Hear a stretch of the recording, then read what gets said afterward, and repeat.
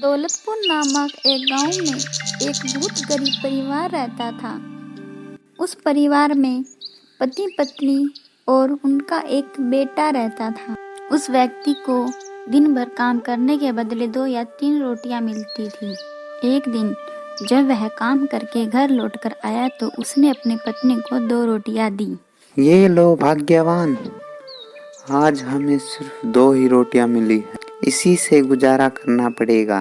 ठीक है जी, मैं अभी भोजन लगाती हूँ, आप हाथ मुंह धोकर आ जाइए।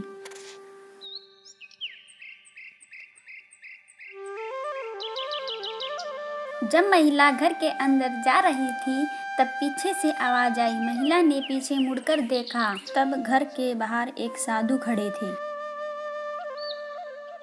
जब महिला साधु बाबा के पास गई तो साधु बाबा बोले, बेटी, मैं काफी दिनों से भूखा हूँ, मुझे खाने के लिए कुछ दे दो, भगवान तुम्हारा भला करेगा। आइए बाबा, अंदर आकर बैठ जाइए, मैं आपके लिए कुछ खाने को लेकर आती हूँ।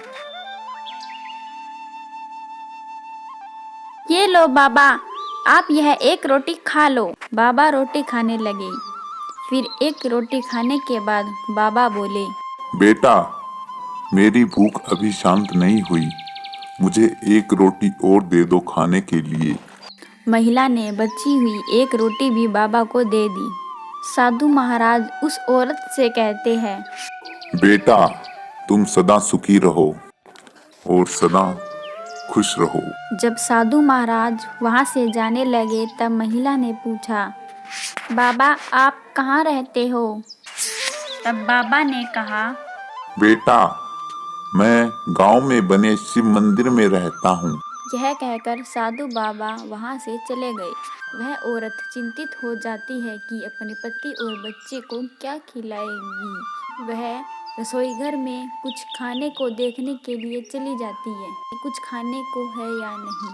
वहां जाकर देखती है कि रसोई घर में ढेर सारे पकवान रखे हुए हैं।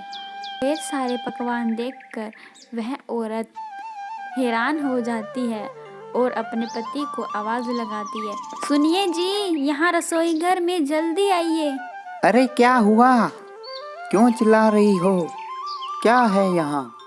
अरे ये इतने सारे पकवान कहाँ से आए, कौन लेके आया ये? अपने घर के बाहर एक साधु बाबा आए थे, उन्होंने मुझे आशीर्वाद दिया था। लगता है ये उन्हीं बाबा का चमत्कार है।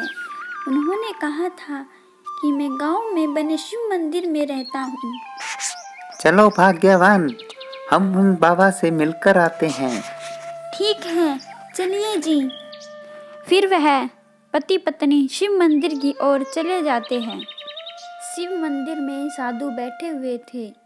फिर दोनों पति पत्नी साधु के पास जाते हैं और पूछते हैं, बाबा आप कौन हो? यह सुनकर साधु बाबा अपने असली शिव रूप में आ जाते हैं।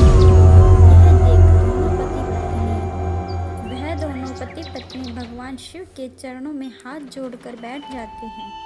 भगवान शिव उन्हें आशीर्वाद देते हैं और वहां से गायब हो जाते हैं।